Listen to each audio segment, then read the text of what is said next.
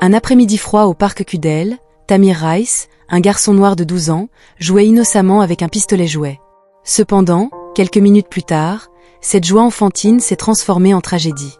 Un appel au 911, une mauvaise décision de la police et une balle cruelle ont changé la vie du garçon à jamais. Ce que la police ne savait pas, c'était l'identité de son père, un agent du FBI renommé. Cet événement n'a pas seulement été une tragédie personnelle, mais a également déclenché une vague d'indignation à travers le monde. Un après-midi d'automne au parc Kudel, la lumière douce du soleil filtrait à travers le feuillage, illuminant le sol d'une douce clarté. Le vent soufflait doucement, faisant flotter les feuilles jaunes dans l'air. Le parc n'était pas très fréquenté, avec seulement quelques enfants jouant dans l'herbe, un couple de personnes âgées se promenant sur le chemin pavé et un homme assis sur un banc en train de lire un journal. Personne ne prêtait attention au garçon noir de 12 ans qui se tenait seul près d'une table en pierre, tenant un pistolet jouet noir. Tamir Rice était un garçon doux, avec des yeux ronds toujours pleins de curiosité. Il portait une chemise bleue, un jean un peu trop large et des baskets usées. Le pistolet jouet qu'il tenait était un objet qu'il chérissait. Il n'avait pas les marques oranges sur le canon comme beaucoup d'autres pistolets jouets, ce qui le faisait ressembler à une vraie arme. Tamir avait levé son arme et faisait semblant d'être un agent secret échappant à des ennemis tout en traquant furtivement des cibles imaginaires. Il riait en s'imaginant comme un héros d'action des films qu'il regardait avec son père. Ses jeux étaient toujours amusants, une distraction de ses devoirs et des tracas quotidiens d'un garçon de 12 ans. Non loin de là, un homme d'âge moyen passait. Il s'était arrêté, plissant les yeux vers Tamir. Le garçon semblait tenir un vrai pistolet. Son cœur avait commencé à battre plus vite, et la sueur avait perlé sur son front. Les histoires de violence armée étaient omniprésentes dans les nouvelles, et il n'avait pas pu s'empêcher de remarquer l'image d'un jeune garçon noir tenant une arme dans le parc. Incertain de la situation, l'homme avait sorti son téléphone et appelé le 911. 911, quelle est votre urgence? Je suis à Cadel Park et il y a un enfant avec une arme à feu, avait-il dit d'une voix tremblante, comme s'il n'était pas sûr de ce qu'il voyait. Je ne sais pas si c'était une vraie arme, mais ça y ressemblait. L'opératrice avait demandé quel âge avait le garçon. Il est très jeune, je dirais environ 12 ou 13 ans. A-t-il menacé quelqu'un? Non, pas vraiment, il jouait juste tout seul. L'homme avait hésité un instant avant d'ajouter que cela aurait pu être une fausse arme. Compris, nous enverrons une unité pour vérifier, mais lorsque l'appel avait été relayé à la police, les détails cruciaux concernant une possible fausse arme et l'âge très jeune du garçon n'avaient pas été mentionnés. Au lieu de cela, les informations reçues par les officiers Timothy Hellman et Frank Garach indiquaient qu'il s'agissait d'un homme noir armé à Cadel Park. Timothy Hellman serrait fermement le volant alors qu'il recevait l'ordre, son cœur battant. Des scénarios dangereux lui traversèrent immédiatement l'esprit, des fusillades, des tireurs illégaux. Il ne voulait pas être pris au piège d'une situation inattendue. La peur mêlée à l'excitation rendait son corps plus tendu que jamais. Frank Garach, le conducteur, jeta un coup d'œil à son coéquipier. Il remarqua que Hellman était agité, mais ne dit rien. Garach était habitué au tempérament de Hellman, mais il ne pensait pas que la situation deviendrait si grave. La voiture de patrouille avait dévalé l'asphalte, ses pneus crissant alors qu'elle tournait dans le parc. Tamir jouait toujours, complètement inconscient que sa vie allait changer pour toujours en quelques secondes. La voiture de police s'était arrêtée à côté du garçon. Les freins avaient crié, me surprenant alors que je me retournais. Le pistolet jouet était toujours dans sa main, mais avant qu'il ne puisse réagir, la portière de la voiture s'était ouverte. Timothy Hellman avait sauté, pistolet à la main, les yeux en alerte. « Lâche ton arme et mets-toi immédiatement au sol », avait crié Hellman, sa voix pleine de tension. Les yeux de Tamir s'étaient écarquillés de surprise. Il n'avait aucune idée de ce qui se passait. Il ne s'attendait pas à ce que son jeu inoffensif provoque une réaction aussi violente de la part de la police. « Je jouais juste », avait dit Tamir en levant légèrement la main, tandis que l'autre main tenait toujours le pistolet jouet. Frank Garach était sorti de la voiture pour examiner la situation. Il avait regardé le pistolet dans la main du garçon et avait hésité. Cela pourrait être un faux, pensa-t-il. Garach avait fait un pas en avant, tendant la main pour rassurer son camarade. « Hellman, calme-toi, regarde-le, il pourrait juste être un garçon avec un pistolet jouet, mais Hellman n'écoutait pas. Dans son esprit, chaque signe était une menace. Le bras de Tamir tenait toujours le pistolet, un jouet, mais aux yeux de Hellman, c'était une vraie arme. Tamir, effrayé par l'arme pointée sur lui, leva rapidement le pistolet jouet en l'air pour prouver qu'il était inoffensif et se prépara à s'agenouiller comme le demandait la police. Mais c'est cette action qui effraya Hellman. En une fraction de seconde, la décision de vie ou de mort fut prise. Hellman appuya sur la gâchette, Des coups de feu retentirent, déchirant l'air paisible de l'après-midi.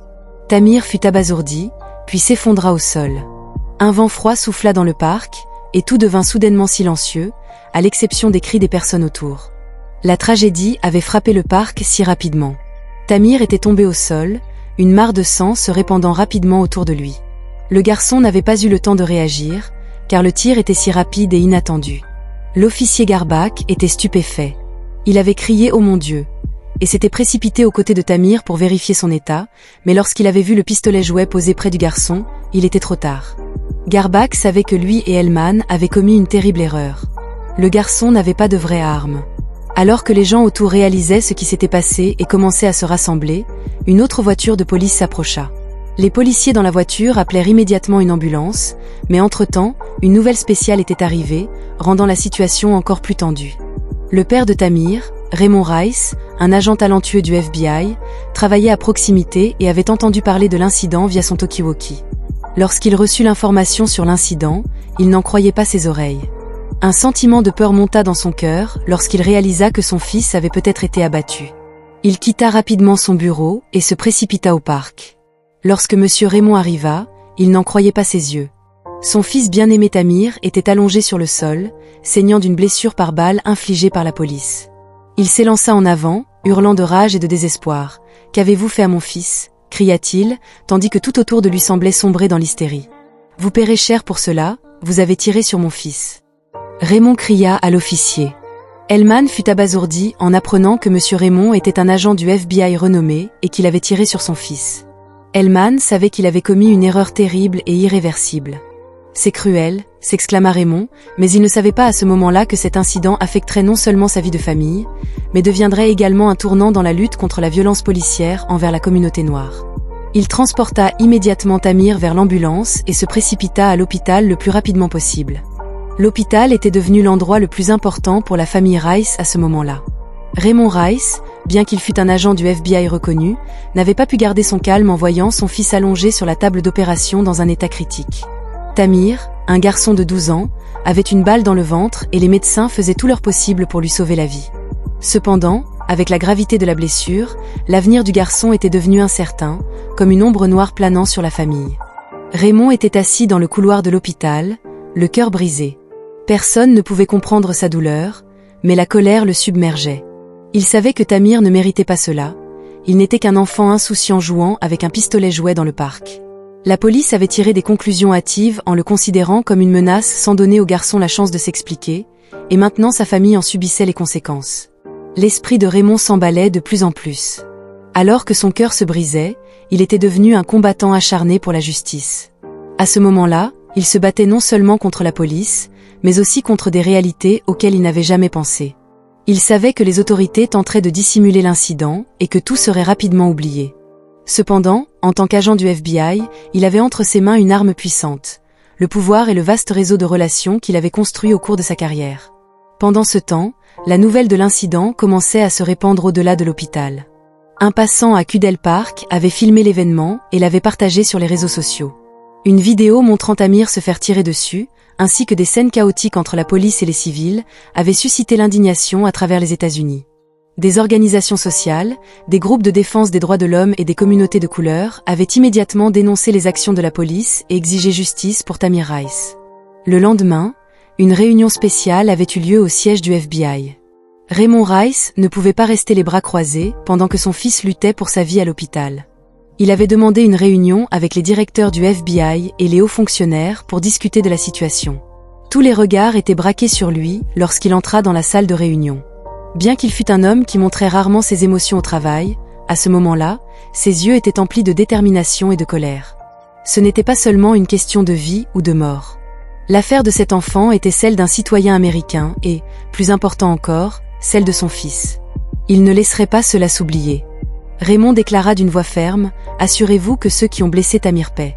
Sinon, je porterai cette affaire au public, non seulement au sein du FBI, mais dans tout le pays. » Les responsables présents dans la salle de réunion n'osèrent pas dire un mot.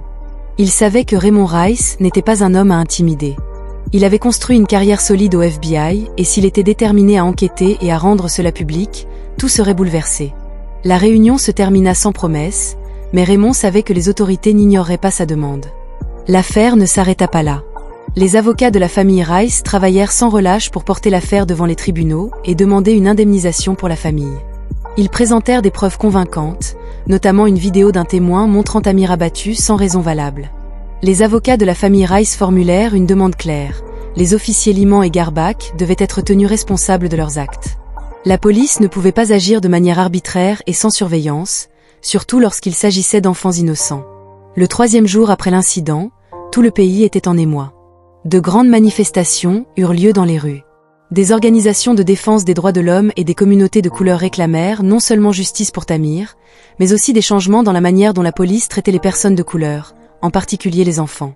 Le 4e jour après l'incident, alors que Tamir était à l'hôpital dans un état stable, mais se remettait encore de ses blessures, Raymond Rice put respirer un peu mieux, mais la tension dans sa famille ne s'était jamais apaisée, même si son fils était hors de danger. Les vagues de violence continuaient de plonger leur vie dans une nouvelle guerre. Raymond savait maintenant qu'il était de sa responsabilité non seulement de protéger son fils, mais aussi de s'assurer que cette injustice ne se reproduise pas pour aucun autre enfant. À ce stade, la nouvelle s'était répandue comme une traînée de poudre dans les médias. Les émissions de télévision et les journaux rapportaient que Tamir Rice avait été abattu par la police sans raison valable. Chaque histoire répétait le même thème. La police avait utilisé une force excessive sur un enfant parce qu'il tenait un pistolet jouet.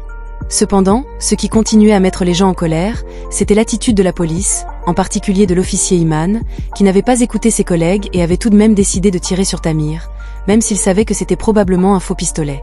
L'action hâtive de la police contrôlée par l'UNC avait coûté la vie à un enfant ou, au minimum, causé de terribles blessures.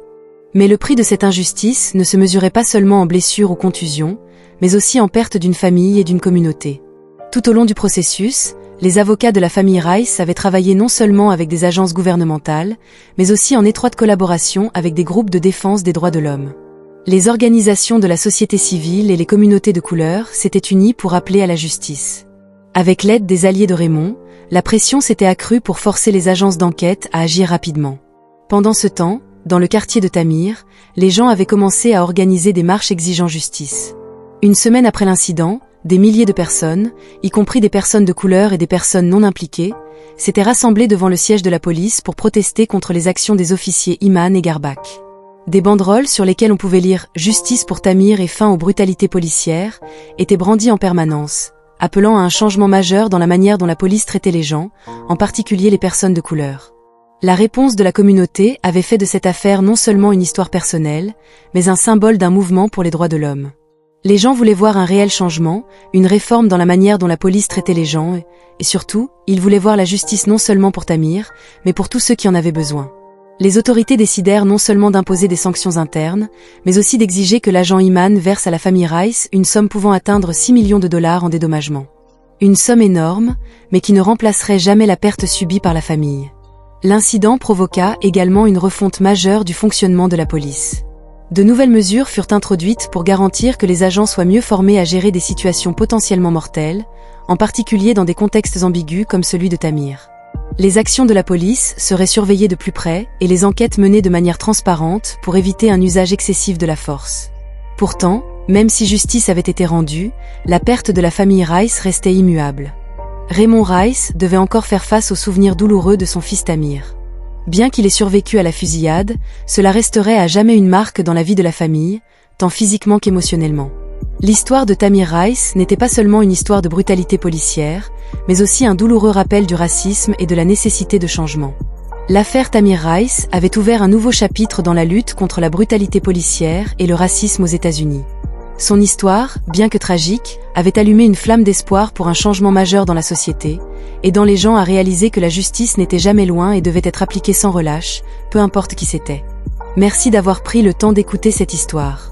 Si vous avez aimé ce contenu, n'hésitez pas à cliquer sur « J'aime » et à vous abonner à la chaîne pour ne pas manquer les prochaines histoires significatives, car demain, nous vous proposerons une autre histoire importante.